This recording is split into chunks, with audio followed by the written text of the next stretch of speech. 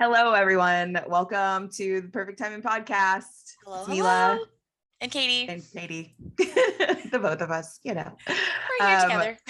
Yeah, we're switching up the format a little bit because so much is happening in the world, and we just want to talk a little bit about current events and perfect timing things that are happening just with us and things that we've been talking about, and then we will kind of dive back into the perfect timing dating stories, maybe, because that's what I feel like everybody wants to hear. But if you've looked at my Instagram, lots of spoiler alerts. Yeah, I am not dating anymore. So well, you're dating. We have a lot of You're stories just to get. dating Yeah, one just person. one person. Just one person. So interesting pathway to getting there, but just kind of starting out with things that have been going on with us. You guys have probably seen that we haven't recorded in a little while, and there's just been a lot happening. So a couple of weeks ago, my mom unexpectedly passed away. She was healthy for the most part, and we did not expect that to happen at all. So it was a huge shock to our family. I took a couple of weeks off just to kind of like gather myself and regroup. I was very close to my mom. Like, we weren't the type of people to talk every day, but like when we would catch up, it was literally like we didn't skip a beat. And I mean, my mom was just like such a bright light in the world. And she was so funny and so just like, I don't Sassy. know, she like sassy, her confidence was like off the charts. Like, she was just the coolest person. And so I mean, I miss her so much already. Like, I miss hearing her voice and like seeing her, pop up on my cell phone just like out of the blue, and her even being like, I was thinking about you today and I hadn't talked to you in a couple weeks, so I just want to check in, see how you are. Or like little things, like she'd call me on my birthday at midnight every single birthday to say happy birthday, even though I wasn't even born at midnight. But it was so sweet and funny. Yeah. And like, like you if you're close to your parents, you have like this like very special bond with them. And so it's so sad when they're gone, because like there are like my mom, aside from Katie, like my mom was probably like the first person I would call with like good or bad news, or that like I would gossip with, or like, I mean, I had, my 32 years of life with her. She was only 53. So that was also what was kind of shocking about all of this.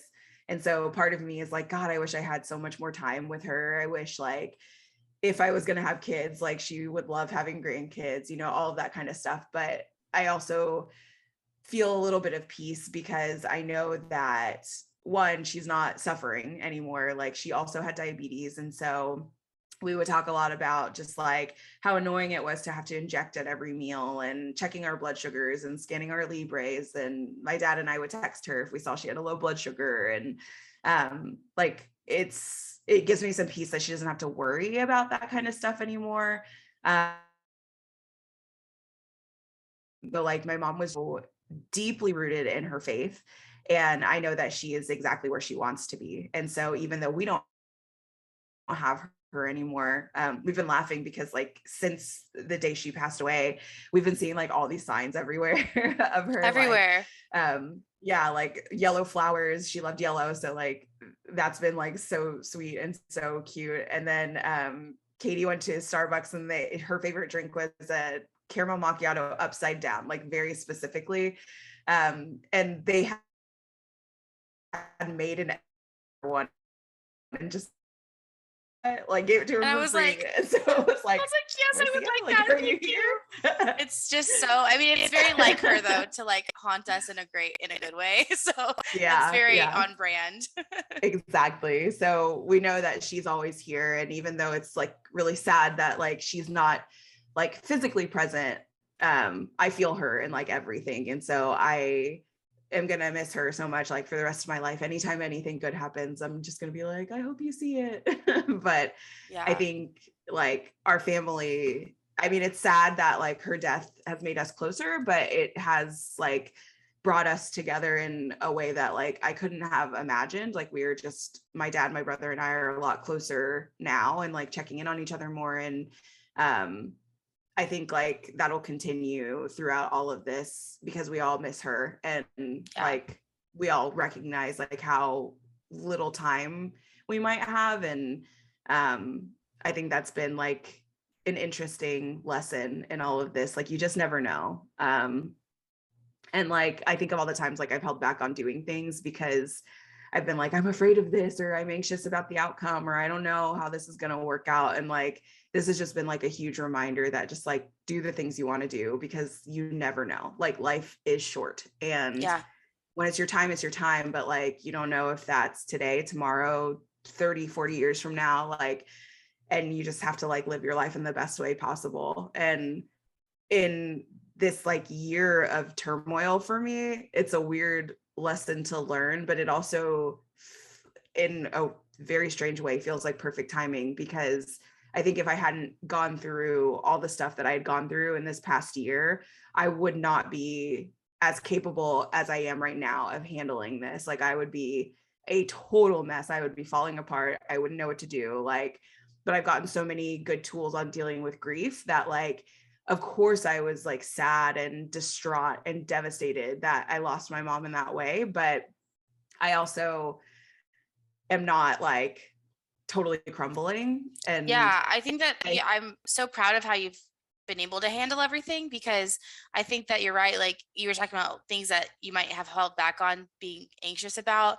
And like, I think anxiety is something that can be so crippling, and you've really grown in so much, like in so many ways in this past year. And so, like you said, like, of course you're sad and you're grieving, but you've really been able to handle things so gracefully, which I think is like so impressive and also inspiring. And I'm like, she's okay. Like, I think that that's, it'd be absolutely understandable if you were crumbled, but I think that like your mom would want you to keep it moving. Like we say, like she was the type of person that was like, stop crying, get over it, move on.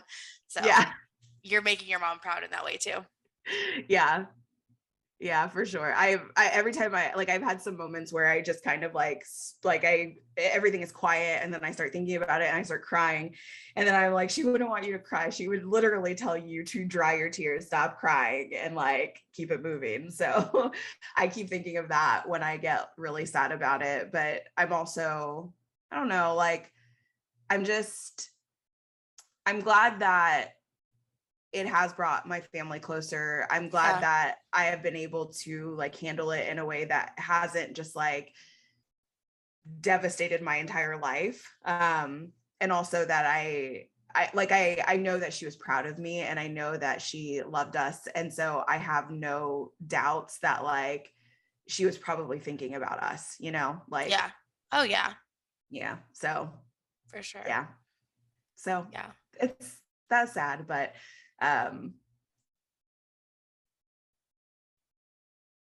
no, you're frozen. Death happens. We all are gonna die one day. So no. It's okay. But I think like it's okay. I'll cut that middle part out where you froze, but maybe restart. You said it's sad, but I forgot what I said. Okay. It's sad, but we all are gonna die one day. Like that's just life. Like we live, we die, and it's like a depressing part of the cycle of life, but it's inevitable for everyone. And so you want to see your parents live until they're like old, but I also am like, my mom lived so much life in 53 years that like some people don't even live in their entire lives. She did. I mean, I feel like she was larger than life. Like she was so vibrant, and like she had so much personality that, I mean, it's like she accomplished exactly what she needed to in her 53 years and more. So yeah. So a little like remembrance and honor of my mom. And I'm just so grateful for all of you guys who have been so like kind and sweet to me, and encouraging, and like sending little flowers like exactly at the moment when I need it. And like I know that people know how hard that is. So it's been really heartwarming to me just to see, one, how people remember my mom, but also two, just all of the support. So I have lots of gratitude for that, because I did not think I would get I don't know what I thought. I just,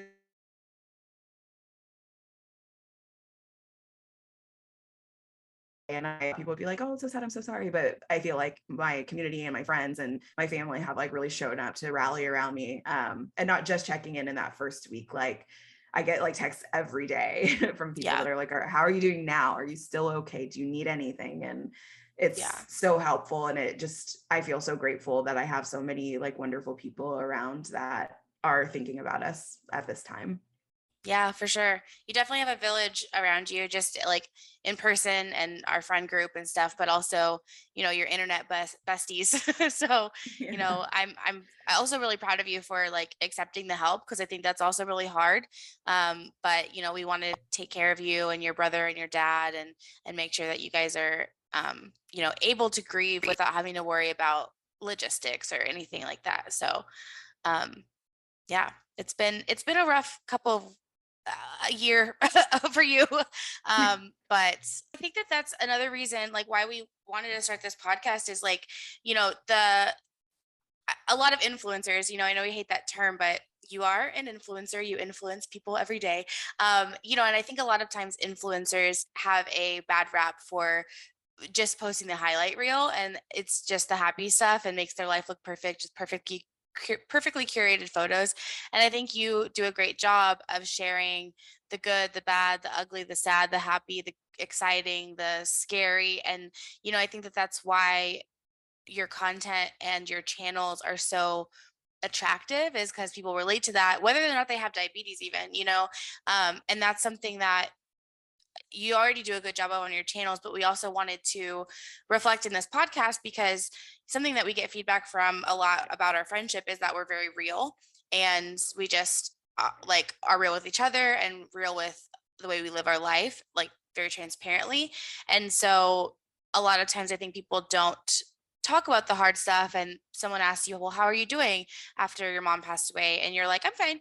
And like people, of course you're not fine. And so Yeah. we really wanted to highlight that, like, it's okay to take the time to grieve and be sad and, and process it. Cause that's real life.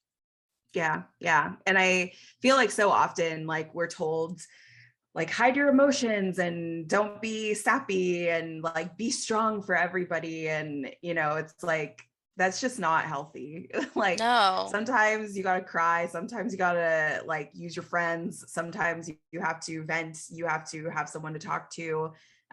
Even in like my life with diabetes, like whenever I show my high numbers, people are like, that's so unhealthy. Like, why are you going that high? And I'm like, that's just real life. Like, that's me on birth control because like Yeah. it raises my blood sugars, or this is how it's affecting my body, or like, and I think the like showing the reality of those things helps other people. Like I have been told like hundreds of times, I think at this point, that people really appreciate my content because it's realistic. It's not just the gloss over, everything is happy, everything is fine. They're like, I actually see myself reflected in you. And I like that I feel like I'm getting the truth from you and not just this like overly curated feed. Yeah. And like, it was really funny. My hairstylist told me the other day, she was like, I think people really like your content because you're not like an Instagram baddie. And I started laughing and I was like, I You're don't know like, if that's a I'm compliment not. or not. I was like, I thought I was a baddie. Like what? And she was like, no, you're just so cute and you're so authentic and you wear your glasses and you like dress how you want to dress and you're not always like, she was like, you show off your body, but like it's not like your whole feed, your whole personality. Like people see a really well-rounded version of you. And I think that's what makes your content so fun to watch and so attractive because it's approachable. And Mhm. you are like an everyday person. You're not like this like celebrity. And she was like, I don't mean that in a negative way at all. I Yeah. mean it as like, it makes you fun to watch because Yeah. you are like we can see you as like a regular human being, and you don't get made up every day to get on your Instagram stories. Like you're just you. And I think that's like the ultimate compliment, like just being yourself. Even if you're like still searching for what yourself is or who you are. I think so many of us, a lot of times, I know for a lot of my life, like I felt like I had to just like hide and I had to like not show my emotions and not be myself. And then now it's like the most freeing thing in the world to be like, nah, I'm like totally 100% what you see is what you get. And like, yeah. And that's on good therapy. That is on good therapy. We love therapy. Therapy like is the best. And I feel like a drug pusher, but for therapy. Like I'm always like, you know what you need? You need therapy. You know what you need? Therapy. I just think it's like the best decision anybody can make for themselves is go get some good therapy. Whether or not you have an issue, you know, like even beforehand, before there's a problem, like you already have a good relationship with somebody, it's an unbiased party, they can give you feedback on your decisions or just like confirmation. Like if you don't know what direction to go, that they can help with that. But if you do know what you want and they can confirm that you're on the right path or like that sort of thing, like it's so good. So yeah, there's my plug for therapy of the week. Go to therapy.com. Just kidding. Get therapy, get therapized. Okay, so let's see what else is going on in this crazy world we live in. It is so hot in Texas right now. I think the heat index is like 116 today. And there's also a tropical or like a thunderstorm warning. And ERCOT, which is like the agency that runs the electricity in Texas, has told us turn your AC off because the power grid might fail. In 116 feeling weather, like y'all crazy. No, do you want us to melt? Which is funny because a year and a half ago in February 2021, when the grid failed, they told us that it was because our grid was built for heat, not for winter. We can't sustain icy conditions. Well, what the heck is happening now? Like now they're like, it's actually not built for anything. It's not built for life, sustained life on Earth. So like, yeah. What? The crazy thing too is like, I think it's just because so many people are moving to Texas, honestly, because we did not have these problems. Like I grew up in Texas. You grew up in Texas our whole lives, 33 years. We have not had power grid failures and like brownouts and blackouts and stuff. And I really feel like it's just all the people who are moving here. Like it's needing just more power. Yeah. And like all the houses that are getting built, and it is getting hotter. So it's getting much hotter. Yeah. I've never ever seen the Weather Channel app say it feels like 116 outside. No, never. It's craziness. Yeah. Literally, we go outside and we like put our hand like in the sun and we're like, nope, we're staying in here. No, thank you. Yeah. It's crazy. I have like a window over here and I keep looking outside and I'm like, it looks like a beautiful day for the pool. And then I'm like, no, I'm just gonna the pool that feels like bath water. Like it's like boiling you. That feels nice though. I like it. It feels like a nice day to sit in the fridge. Like Did you turn your thermostat up though? A little bit, because I mean, as much as we could withstand, like I wasn't gonna. Yeah. I'm not gonna turn it off. Like I can't do that. Yeah. So we like turned off as many appliances and stuff as we could. So we're trying to conserve and do our part, of course, but I'm not turning my AC off. I can't. I'm sorry, ERCOT. Like I will conserve in other ways. So I turned it up, but I did not turn it off. I was like, no. I will. No. I don't mind being slightly uncomfortable. Actually, I have your fan. Mila got me this. I don't know where it is now.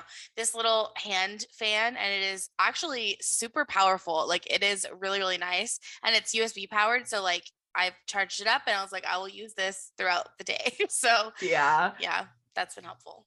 But other than that, crazy. Like I'm not going outside. No, I can't. I can't do it. I was outside for like 5 minutes yesterday, just like walking from the car to the restaurant, and like I was like, okay. And you're covered in sweat. No. Yeah, dripping. Like it's disgusting. It's ugly. So it's ugly. It's gross. I hate it. Speaking of things that are gross and ugly. Brett Kavanaugh, Clarence Thomas. No, I'm just kidding.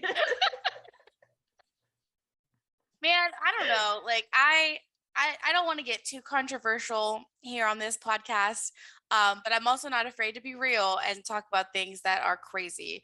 And I think that the ruling was about the Roe versus Wade being constitutional or not. And so I understand that maybe it should be at the state level. Okay.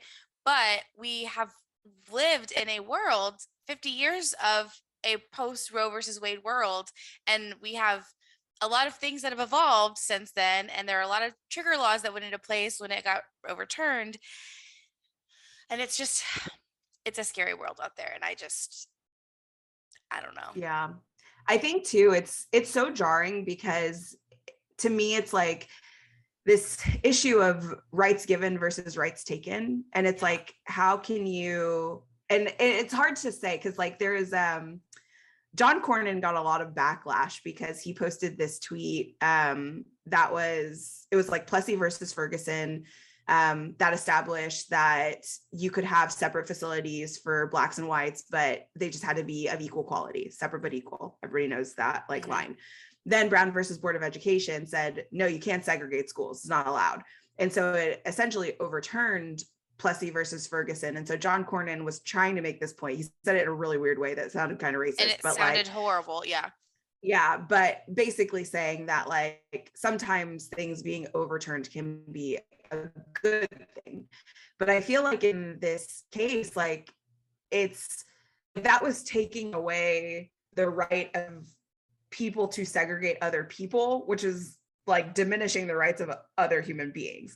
This is taking away the right to privacy. It's taking away the right to medical procedures that you might need like at some point in your life, whether like you're just choosing to have an abortion or you need one because of a medical like issue or like something happens. And so that's the thing that gets me what's is like scary. A lot of like the majority of people aren't out here using abortion as birth control. Like that is Absolutely not happening. And I think that that's obviously we want to protect babies. I mean, no one's out here having 9-month abortions. Like that's not happening either. And I think it's so sad that that's the argument that is used to be against abortion. And it's like, if you don't want to have an abortion, don't have one. But if you have a situation where you need a D&C because you have an ectopic pregnancy and you have to go to another state to a doctor you don't know, or you're 10 years old and live in Louisiana and have to go to a different state because you were raped, like that's horrible. And we can't live in a country that's the norm because it's at the state level. Like that just seems wildly irresponsible. Well, and it's like it feels like a downward spiral to just like the shittiest version of America I can think of. Like just it's like if they can do that, you know, what else? It's like what else can happen? So I think that's what's like, and that's what really like gets me is like, yes, there's the issue of the rights being taken away, and the whole issue is huge, but it's also troublesome because it's a political move. It's not about what's best for the country, and it's not about like if it was even constitutional. It's really about the division in the political landscape and making a statement. And that's why I think is so frustrating, because people's lives hang in the balance. And it's not cute to go and make your political statement because you're mad at the other side. Like that's fucked up, quite honestly. Yeah.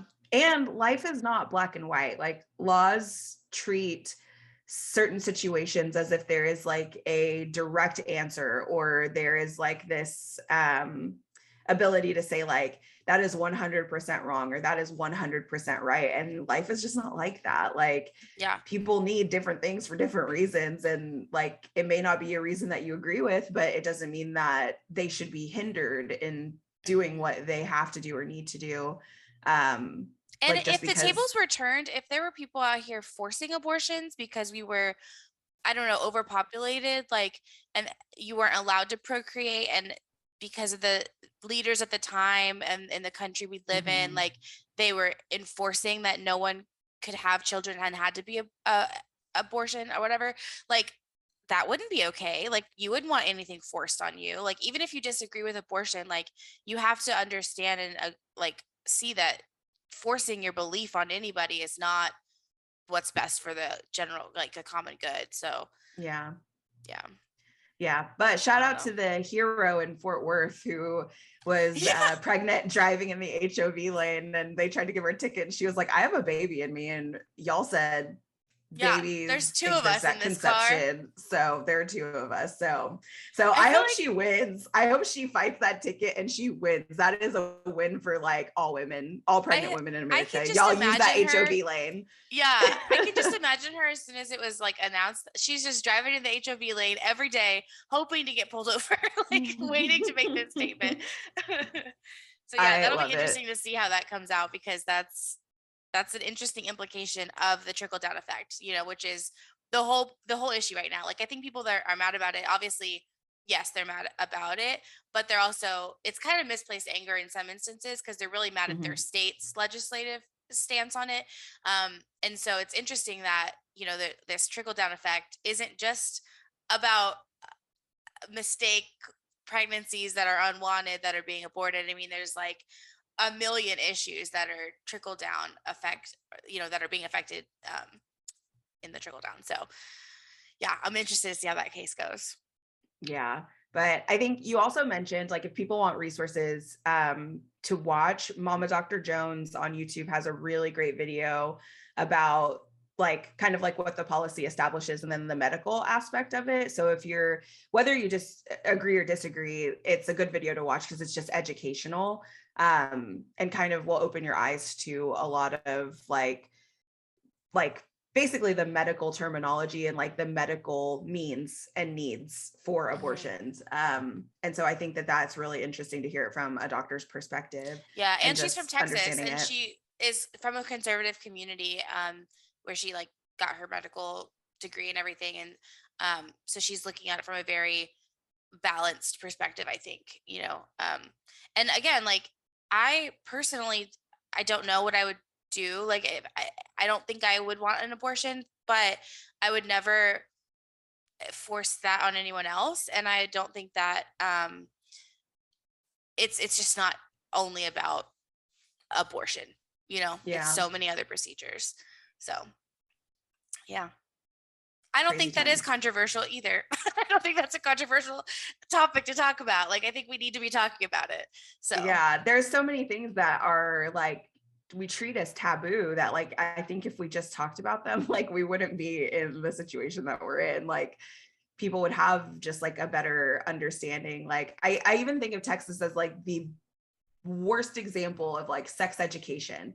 Like we were always told abstinence is the way to go. Like don't have sex. I was never taught how to use a condom. Like nobody taught me ever. I had to learn on the go, like by on the trial and fly. error. Yeah. And that's Yeah, what's and so it's crazy like is, like, I get that that's going to prevent pregnancy. Yeah. But it's not realistic. Like, there are people out here in fifth grade having sex and don't know what they're doing. And then they, it's, and even if they do get an abortion, it's horribly traumatic, for obviously for a young person. Like, and it's not just as easy as walking in and getting a blood test, like, it's not something that, I mean, it can be prevented, basically, yeah, and there's a whole slew of things beforehand and after that, like, aren't being talked about. It's not just that one yeah. instance. So Yeah, and it does yeah. a disservice. But we also live in the state with like the worst maternal mortality rate and the highest rates of like some of the highest rates of teen pregnancy. And it's because we don't openly just talk about the science of it. Like the other day, I realized like I don't actually know how ovulation works. And so I had to go read it. And I was like, I'm fucking 32. Like, how don't I know what? And I had like an idea, but like I didn't realize like, oh yeah, you can get pregnant at any time of the month, but you're just like more likely in this period. And I was just like, I thought that you could only get pregnant in that time of the month. So every other time, all the Yeah. things you're doing are fine. Nope, not Nope. true. And you know So what? Like, this is going to be a hot take, but I don't care. I grew up in my teenage years in the church, and I went to a Southern Baptist church, and that's not taught there either. And in a place where sex is like shunned, like it is a abstinence only type of environment, which is the belief system. I understand that. But then you get married and this switch is flipped, and you're like, you can do anything you want, but people don't know how babies are made or how to prevent them from being made. And then you're in a situation where you're not ready. I don't know, 20 years old and you're not financially secure and you had no idea how this happened because it's not taught anywhere. It's not taught at home. It's not taught in school. It's not taught at church. Like, so what's the expectation? You can't have it both ways. Like, you can't say, we're not going to tell you about it, but also don't do it. But also, if you do, you're screwed. Like, Yeah. no, that's not fair. So I could talk for a long time about the It's issues with the wild. church, but we might have to do a perfect another timing podcast for another podcast. Yeah. Like, that's going to be another one. Jot that down in the notes. Let me take notes. But so, yeah, that's, man, wild. Like, the world is crazy. It's dumb, but we have to move on or else we're going to talk about this like all day long. We're 45 minutes in already. Oh my God. So this podcast episode's only going to be 15 minutes long. Because we talked about all the current events. Also, though, I wanted to relate like the Roe v. Wade thing back to perfect timing a little bit, because I feel like this is happening in a time where young people are really frustrated with the systems that are in place. And I think that although it's like shitty, it's going to mobilize and motivate people to really participate in their government, not just in the presidential election every 4 years, but like when there are city elections and state elections and electing your school board or your council members. Like, I think people are going to be really interested in that process entirely, and not just the every 4 years vote that feels obligatory. And so I hope so, because the reality is there's a lot more, your vote counts a lot heavier when it's a local election versus the electoral college really is a whole other system that has issues. But like, you know, your school board, they determine your taxes. They're the ones that literally determine how much you're paying each year to pay for schools and roads and whatever. And it's like, people don't pay attention to those elections. And so I hope that this issue, because it's going back to the states now, like, make your voice heard, because from what I've heard, and I have a very split like friend group, like on Facebook and stuff, I have very strong conservative following and very strong like liberal following. And so what I've seen is on both sides, even conservatives are very against this. And so that's encouraging. And so I hope that it gets people off their butt and into the polls and voting, because it's in your hands now. So let's cross our fingers and toes, because we shall see. I want to live in an America where nobody's racist. And even if you have like a different religious or political or social or sexual belief, like, you can just be embraced as a human being, and like America to be the America it promises people that it is. I made this joke the other day, like, America has always been in its villain era, because like when you think about just like the history of the United States, it's like there's so much that is so like evil. And like, granted, there are so many like wonderful things about America. Like, I'm able to say that and not go to prison, you know, like, and we're a very young country. Like, other countries have had hundreds of years of development that like we're only a couple hundred years old. And so I think that there's a long way to go, and there's a lot of other worse places to live. You know, I don't think, we're not bashing America in general, but we have a lot of room to grow too. Yeah. So was it us the other day that was talking about like, what if we all just got along? Like, what would America look like if we all just were like, can you imagine? Let's just all be happy. Let's just all celebrate each other's happiness. Let's just all like facilitate equality. Like, can we try that for a little while and see how it goes? Like, we haven't really tried it really for that long. So like, it could be cool to like, you know, dip a toe in the water, see how it goes, and just kind of like stop talking crazy. Stop it.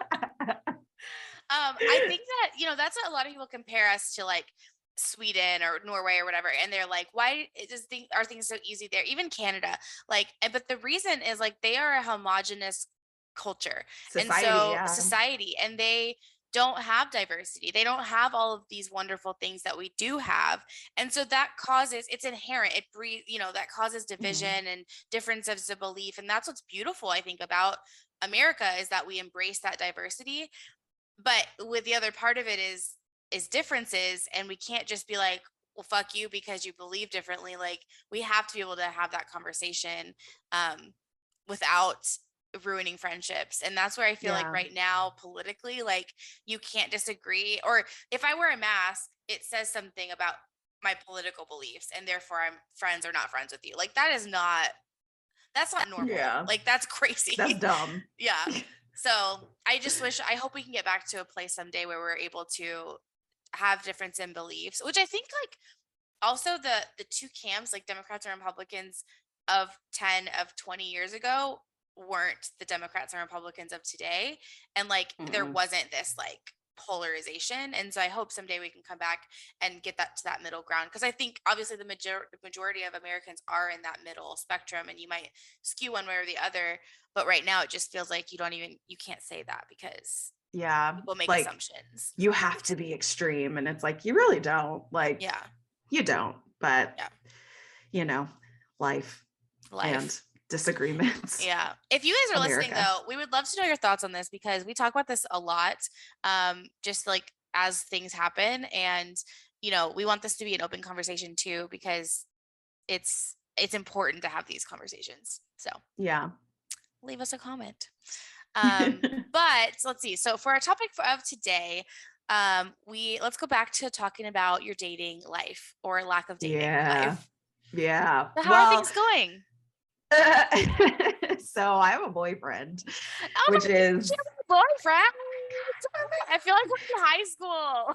Yeah. I also feel like I'm in high school. I have those weird like butterflies. Well, I actually joke that they're bats.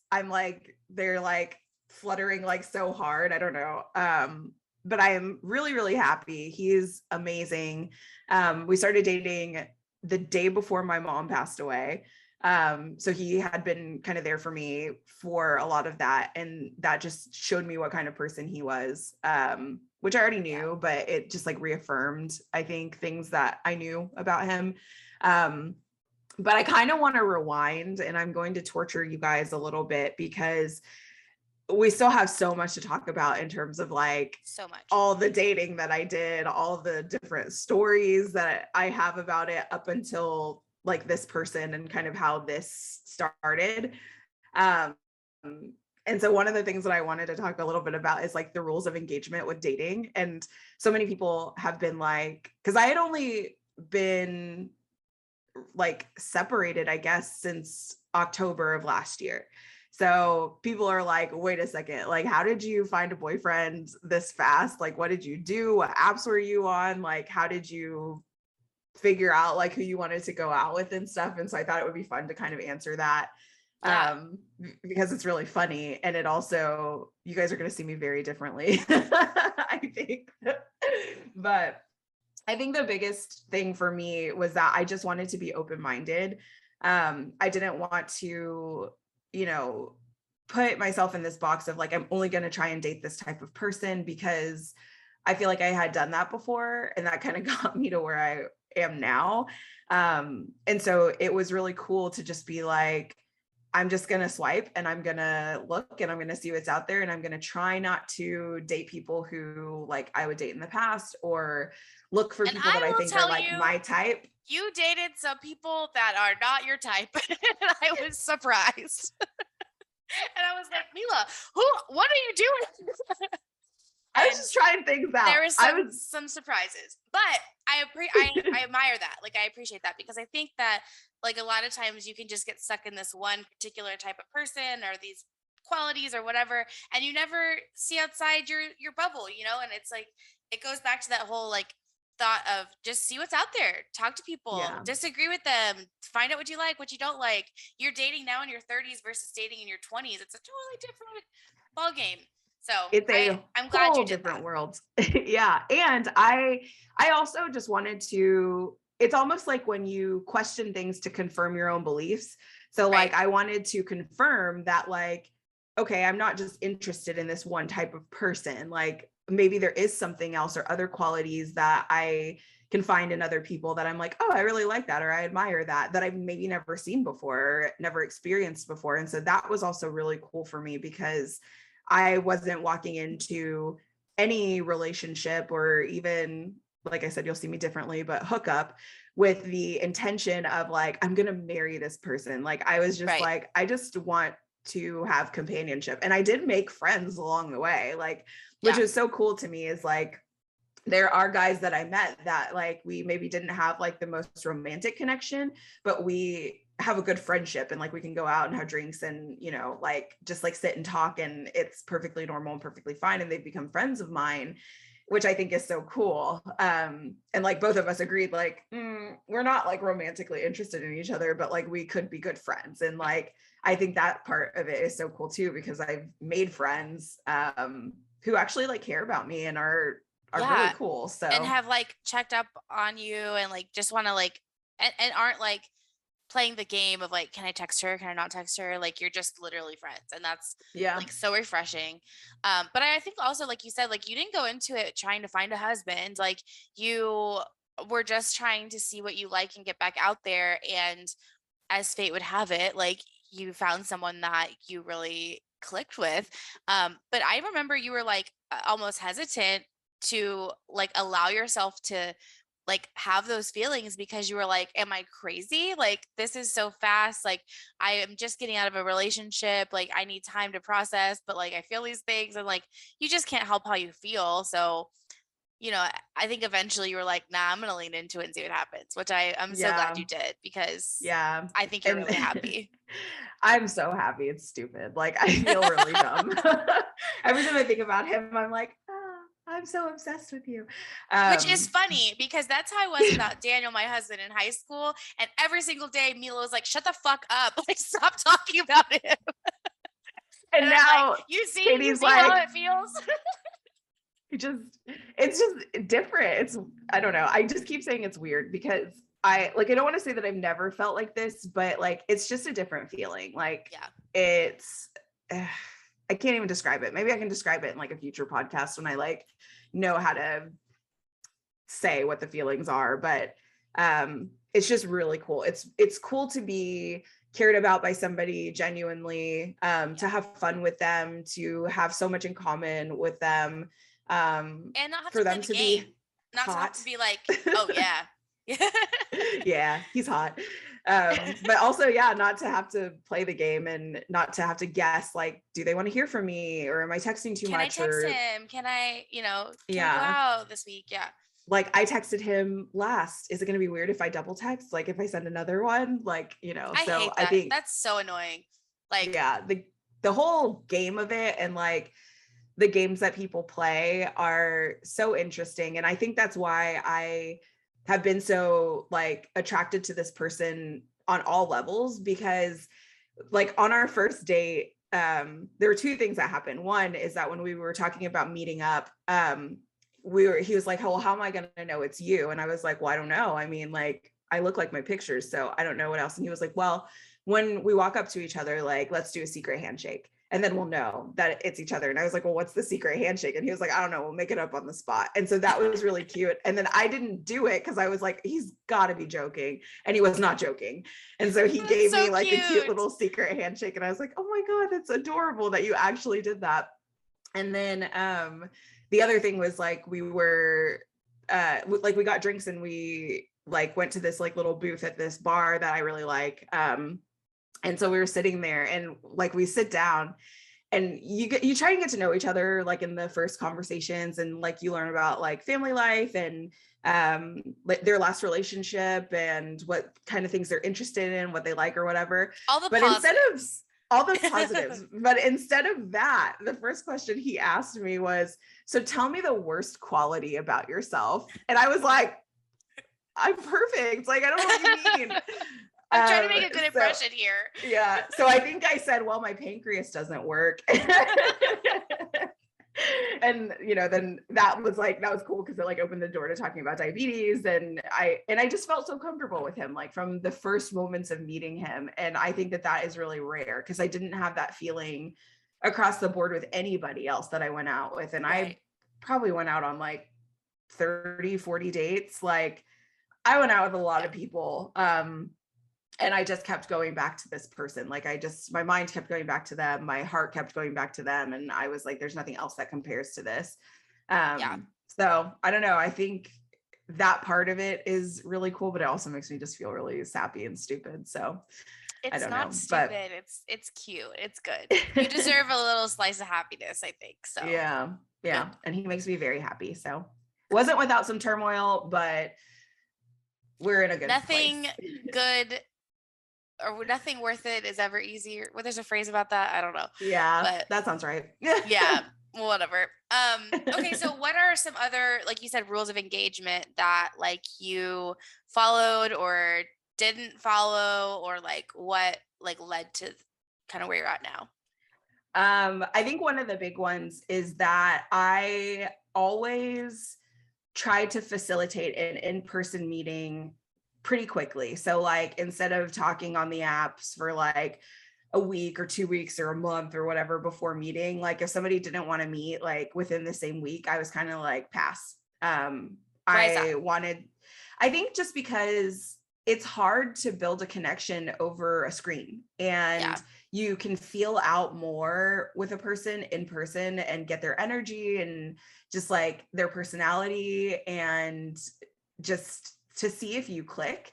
And I didn't want to waste a month, talking back yeah, and forth with somebody and like getting some kind of essence of who I thought they were. And then all of a sudden, like we meet in person and it's like, oh, we've just been talking for a month and we don't click at all.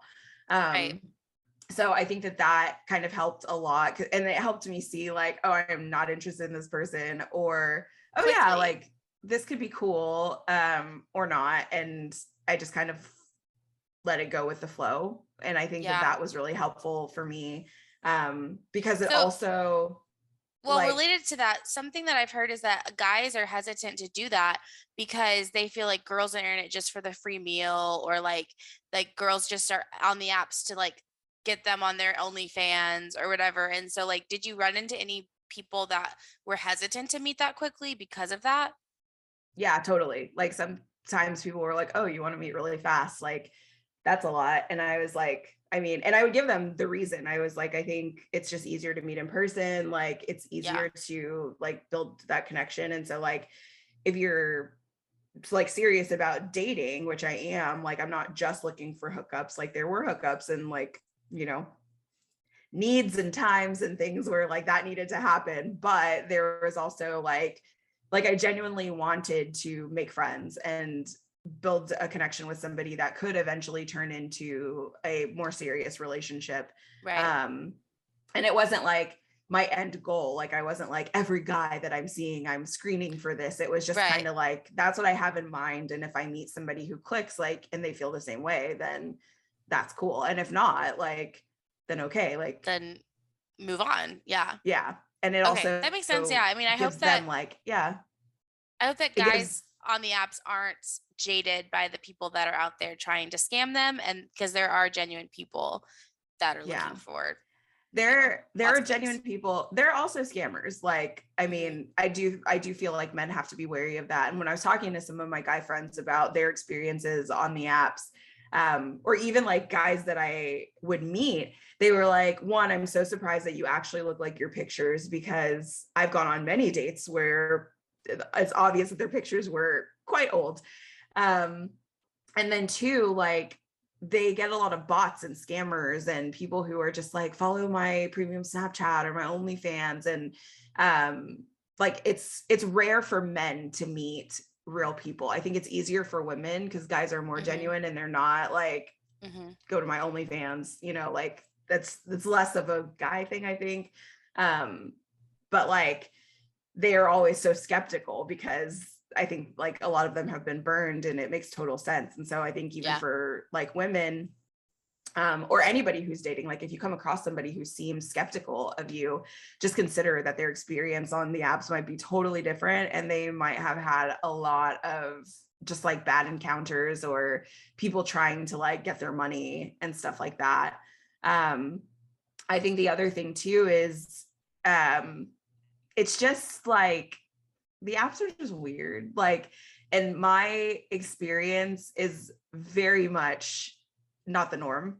Um, like people don't always find a person that they click with and want to date seriously as quickly. And like I said, I probably went on like 30 or 40 dates, had to kiss a lot of frogs. until I found my prince. There was And one that afterwards you told me that it was like kissing a plant. oh like, my oh no. God, it really was. It was like the worst. Like, that's the only way I can describe it, is it was like kissing a plant. Like, it's like I could have just been kissing the air around me. It would have felt the same. I don't know. Like, so I think you go through a lot. You meet a lot of people. I also was very conscious of like my bio on the apps. Like you crafted that thing perfectly. Yeah. And I think that's why I got so many dates and why I got so much interest, because my bio was like really funny and actually very real and very reflective of my personality. And like, if somebody didn't like what I put in my bio, like they could absolutely be like, okay, this is not the person for me. But it helped me match really well with a lot of people who shared kind of like similar humor with me, or guys that were just like, you're hot, I just want to meet you, like, which was also weird for me because in my entire life, I've been a nerd. Like, I've worn bifocals since I was like in kindergarten, and I have just been like the nerdiest person of all time. So anyone thinking that I was attractive, I was like, are you talking about me? Like, are you serious? So like, it was weird to have to like also build that confidence and not be like put off by people being like, yeah, like, you're beautiful. And I'm like, what? Who? Me? Well, there's also, I mean, I totally relate to that. You're like, I don't believe that about myself, so you must be lying. But also like, there is some element of like post-divorce glow up, like something about like a breakup just makes you focus on the best parts of yourself, and you have been slaying. Like, all your outfits, your hair right now is so like sassy and cute. I love it. What are your thoughts on your new hair? I don't know. I like it because of like how I love the color. I love how cute it is, but it seems like more to maintain actually than my weaves. Oh, really? So yeah, like, but it's a lot cooler. Like, I walked outside the other day and I was like, wow, my like head isn't going to fall off from just being a pile of sweat. So I like that about it. And I do like how it's like curly and like fun and really long and stuff, but I don't know. You think I feel you'll go like back to the regular? Yeah, I need more practice taking care of it. And like, it's already, I don't know, because like my hair is braided into it, so it's already getting like a little frizzy from the humidity and stuff. And yeah, I'm like, oh, okay, it's cute. It's so cute, but the maintenance, I'm like, it's good for summer, but I think that like your other hair looks good too, so it's whatever. Yeah. But yeah. Okay, I'm sorry, I distracted us, as I do. What else? What we're talking about? Oh, more rules of engagement. I think the other thing is that I told myself this was a rule, and then I did not really follow it, but I would always Uber myself there. I would never like let them meet me at home or anything. But there were several times where I Ubered, and then I was like, they were like, oh, do you want me to drive you home? And I was like, okay. Because then I didn't have to pay for an Uber home. So yeah. That's dangerous though, that they know where you live. Yeah. I mean, it's fine. Yeah. No one's come after me yet. So I mean, that's good. Yeah. I think the other thing too is that because I'm so public online, one of my biggest rules was like, I'm going to tiptoe around what I actually do. I was going to say, like, you're a public figure. Like, if you Google Mila Houston, like, you come up. So how did you handle like them asking? I mean, one of the first questions I'm sure is, what do you do? And you're like, like, well, so I kept it vague. I would tell people I'm a food writer, and they'd be like, oh, what does that mean? Like, what does that entail? And I'd be like, recipe development, and sometimes restaurants, and I make content for Instagram and, whatever, which is true. And so a lot of times nobody would like pry further. There were a couple times where like the guys found my Instagram and they followed, and I was like, you don't have to follow me. You're like, don't follow me because I'm going to talk about you on stories. So I don't want you to see it. Which is why we have the podcast. But it was just like an interesting experience because I didn't want people to like me just for my job and like the perks that come with it, because there are a lot of perks. Like, the traveling and like getting to try lots and lots of different restaurants and foods and stuff and getting cooked for all the time. But I wanted people to like me on like the merit of just that I'm a fun person and I'm cool and I'm patient and like kind, you know, like I wanted those qualities to shine more than my job, and the job to kind of be like the side perk of also being with such a cool person. So which I think is so interesting, because who you're with is not into social media at all, which I think is kind of perfect. Yeah, you can't find him at all, even if you tried. He and I have had this kind of discussion where I told him like, everything is content, I hope you know, but I won't like out you or post you or put you on anything that you don't want to be on or include you in my circus. Like you can have the privacy that you want to have. And I think that I was less just less good about that in my last relationship. You know, I pulled my ex-husband into a lot of my stuff when reflecting, like he didn't want to be in it. He didn't want to do it. And I was like, just come on, just do it. Like, I just need like this one picture for this thing, or, you know, and now I'm realizing like that can be super annoying, for one, for somebody who like doesn't want to participate in that. But two, it's so disrespectful to like force somebody to do something that they don't want to do. And I think that like I can admit that I did that a lot, and it wasn't like a huge point of contention, but I do know that it was something that was annoying, because like that wasn't his life. That's not what he signed up for. It's not what he wanted to do. So and I think I'm more conscious over time. Like once you were together, like it wasn't part of who you were before, and so it was like an introduction that, like you said, he didn't sign up for. So I think that's a big realization and like thing to admit, because it's hard to admit like, hey, that was probably wrong. But it's also a balance. Like it's a communication thing. Like I think that if he really didn't want to do it, like it's up to him to say that, which, you know, your new person has. And so I think that that's also important, that like advocating for yourself, like don't do something you're uncomfortable with just because it's like what your partner wants. So yeah, 100%. So that's on therapy, that learning your pitfalls and being able to admit them, and admit them like humbly, like, you know, being able to like really apologize for those things. And I have, which is, I think, big, because I am the type of person who like does not like to admit I'm wrong ever. So True. I don't know, like I think that's been a really good part of it. And then also like a part of my rules of engagement that I said was like, I'm not going to start dating until I go to therapy. And so I went on a first date, and then it went well, but also terribly at the same time. And then after that's a story we need to tell. That's a story that I don't even know how to tell that story without myself looking terrible. But maybe I'll have some humility to tell that story at some point. It's just a wild set of circumstances that no one expected. So I don't know. We'll get there someday. The curveball of curveballs. But sure. after that date, and then after like things kind of exploded for us in our marriage, like I was like, I really need to start going to therapy as regularly as I can afford. And I need to see a relationship therapist specifically, because I want to know how to work on these dynamics so that in the future, I can work through them. Like, it's not like every day is going to be the perfect set of circumstances. It's not like you're never going to disagree with your partner, but I want to know like what my best means of coping are for those kinds of things. And that, I mean, has helped me tremendously. It helped me with boundaries. It helped me with identifying red flags in people, for the most part. Some I was not very good at, but like, I think it also just helped kind of give me the confidence that like I could enter a new relationship and not have like all of these fears that my last relationship gave me. Right, and that I could walk into something and be really open-minded and just like not be like all men are shit because of, you know, one situation, or not be like, oh, well, this person's just going to do this to me because this is what the last person did. And so I think that was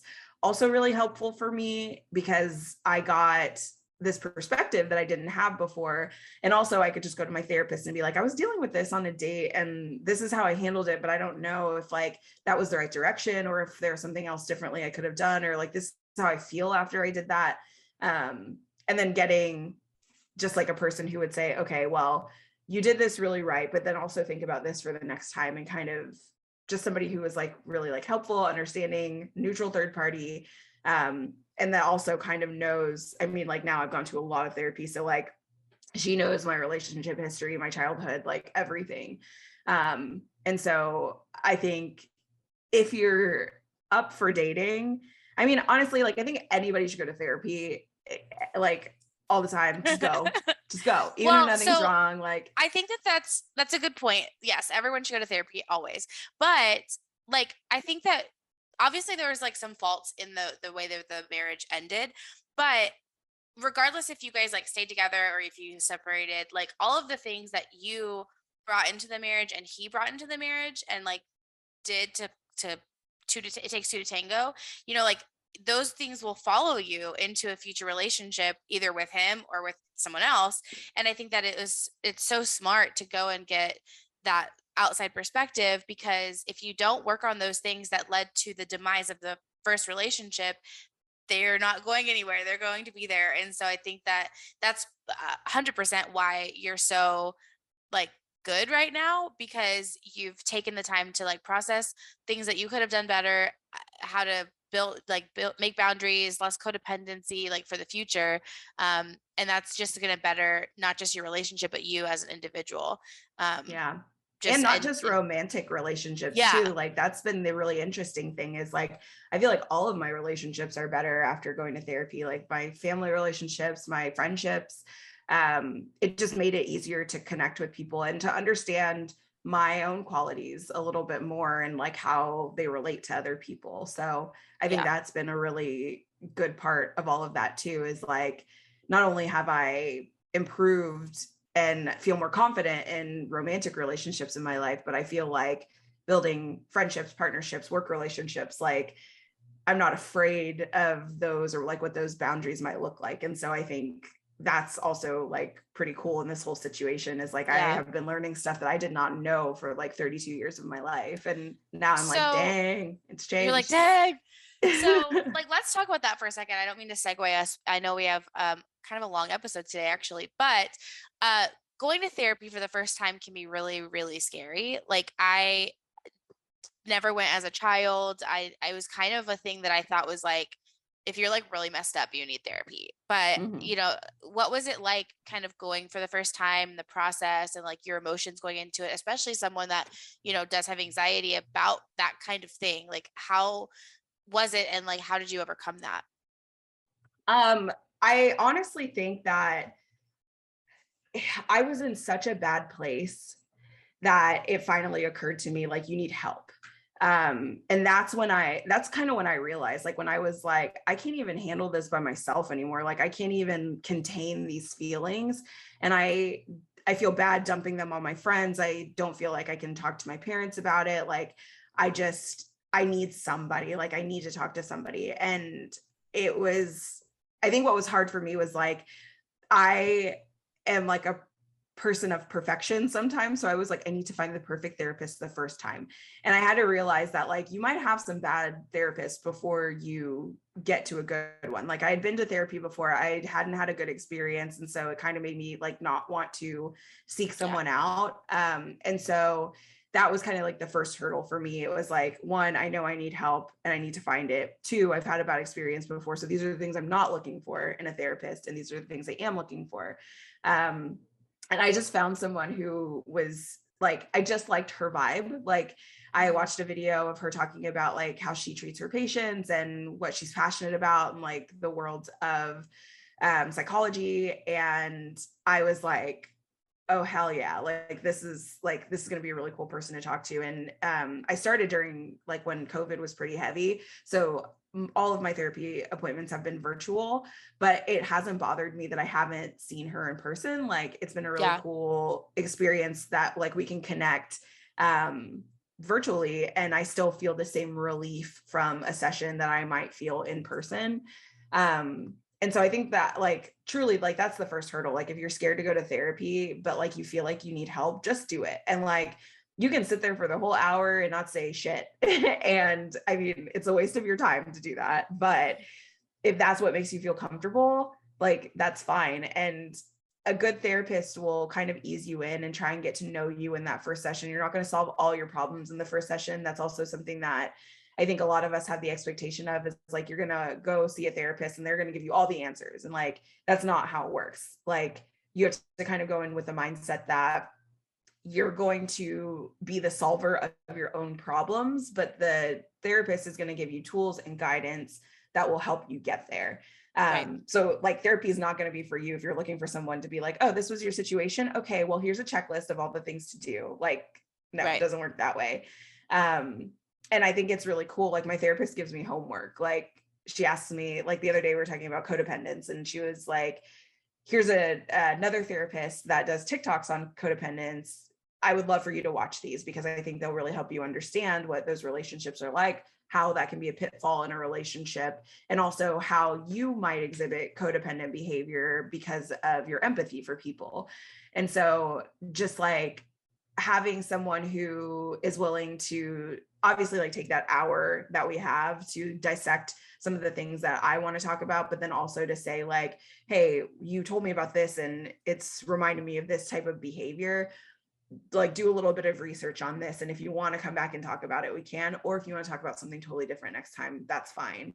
And I just think that's so cool. And even down to like the first time I had therapy in my new apartment, she was like, oh, your location changed. Like, where are you now? And I was like, well, I moved out and, you know, we're in the process of divorce and this is my new apartment. And she was like, well, I'm really happy for you. It looks like a really nice place. Like, and so she noticed that. And then like a month later, when I had my next appointment, I had it in my office and she goes, oh, your location changed again. It looks like you set up your office and like, are you set up in your apartment now? And so like, it was cool because she remembered, you know, like these little things over time. And so it's almost like talking to a friend to me, which I really appreciate. And I know not everybody finds that in their therapist the first time.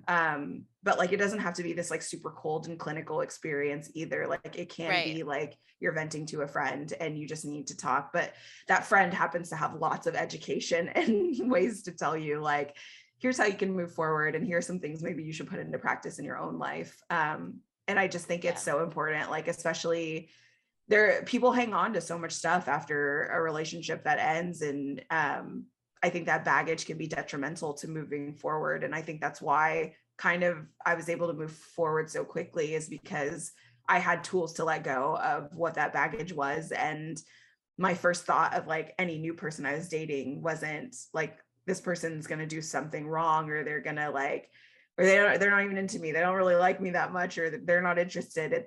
It was me like, okay, I can be open-minded about this. And like, if they weren't interested, it wasn't like the end of the world. It was like, okay, I'll move on. I'll see somebody else. And I think that's also been like really helpful in the process. Like I kind of didn't care about rejection like at all, only from this one person that I'm with now, that I was like, I really like him. And like, what if he reject me? Hates me? Yeah. But like, how confident like that, like Mila 2 years ago, 5 years ago, 10 years ago, like would have not recognized the Mila now, which I think is such a testament to your growth and so cool. And also you mentioned something. So I think that there's like a lot of value in venting to friends. Obviously, like I call myself and you call yourself like our unpaid therapist. Like we obviously like we do emotional dump on each other. Like that's part of our friendship and that's something I love. But a therapist or a psychologist or even a psychiatrist, like they are trained in giving you the emotional tools for your toolbox to be able to handle the big stuff and the little stuff and all stuff in between. And that's something that like I have my own shit like that stops me or like gives me anxiety, or like I have a certain perspective on your relationship because I'm so close to you and I am like team Mila, that it's good to get that like totally unbiased outside perspective that is also trained in these emotional tools that you know, you just can't get from a friend because they're too in it. They're too in your dirt with you, which you need both. Like you need people that are like shoulder to shoulder, like alongside you, and people that are like outside of your circle to be able to give you that perspective outside of your own hurt. Because you know, when a relationship like falls apart like that, like it affects everyone in your circle too. Like everyone close to you knew him too. And so don't underestimate like professional help, even if you have a Yeah. really great best friend, even if your friend is a psychologist, like they're too in it They're with too you close. to Yeah. be to have that outside perspective. So yeah. Um, okay, well, wrapping up, what is maybe a last kind of rule of engagement or advice to someone that, is maybe in your situation 6 months ago?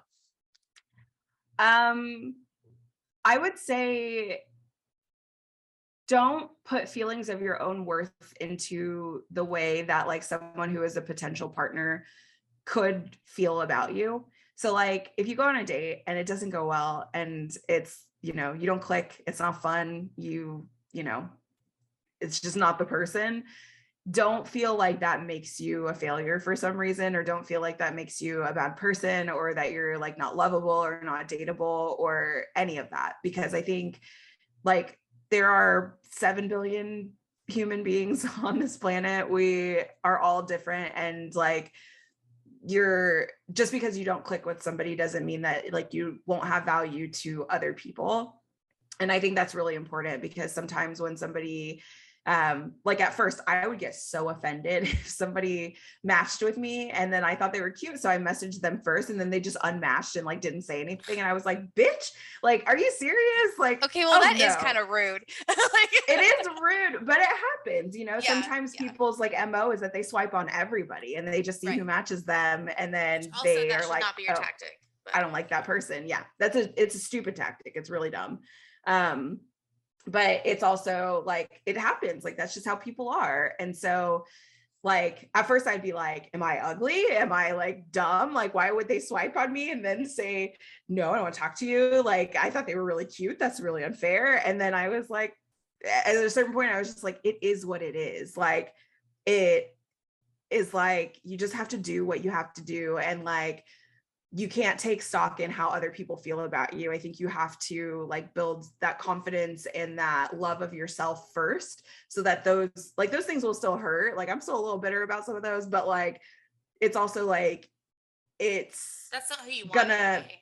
right, like if they don't Yeah, want you, you don't want them, they're probably not going to work out for some reason or another, and like that's not your person, and that's okay. And like you yeah, will find somebody who is your person, or you might not, you might be your person, and that's okay yeah, too. Like it doesn't have to end up in you being with someone or dating someone or being in a relationship, um or even building friendships. Like you might just find out like, oh, I just really love myself a lot, and like I just want it to be me, and that's okay too. Like it doesn't, I would say like don't put like all of your stock in the way that like people treat you on these apps, because I think especially and I don't know if this is like very sexist, but I feel like men treat it like a video game. Like they don't think or see like the women the that they person. swipe on as real people. And so it's just about like getting whatever they want at that point. And I don't think a whole lot of people, like I was on Tinder a lot. I did Tinder and Bumble. Um, and I just felt like on Tinder, like, guys were just like, this is a game. So I met the person that I met on Tinder. Um, Well, it's and interesting because I think Tinder has a reputation, and I haven't. I was dating Daniel before the apps existed, but I feel like Tinder has a reputation of being a hookup app, and so it's rare for someone to meet like their partner on Tinder. And there's other apps that are like more geared towards like people looking for relationships. So I think that's also interesting that like a lot of the guys probably do treat it like a video game because they're just in it for one thing. They're just looking for a hookup and then move on to the next swipe. So I think that's even funnier that that's how you met him, because yeah, neither one of you are really actually looking for just a hookup, like, but also no, not like a husband. Like you weren't yeah. either on either end. So Yeah, like both of us were kind of in the middle of like, we would like to have somebody to see regularly and like talk just see what to and hang out happens. with and just see what happens. But I don't think either of us walked in like, I'm going to find the love of my life here. Like we were both just like, we both wanted companionship basically. And then it turned into something a lot better than that, which Yeah. still wild to me, but we'll get there probably like 10 podcasts from now. Yeah, exactly. All right. Well, thank you guys so much for listening. This has been a little bit longer of a podcast, but I think we finally figured out our technical issues. And hopefully life will get back into a little bit of a routine. But we are so excited and just ready to get going with this, all these stories, because Mila has quite a few. So. Yeah, for sure. So make sure that you leave us a comment on the podcast if you enjoyed the episode. Also, make sure to follow Katie at kthd.png on Instagram, yes. Right? Yep, it's cool. My new Instagram because my Instagram got shut down. So they shut her down. Yeah, so sad. That's a we should probably talk about that in the next podcast. Social media and like where you build your life. Crazy. Yeah, I have a lot of thoughts about it. And then me, I'm at the Hangry Woman all over the internet. So follow us, let us know what you like or don't like about our podcast. We are really excited to share it with you. And we just love having this time to talk. And obviously we want to know your opinions. So that's all we got. All right. Well, we will see you next week. Bye. Bye, guys.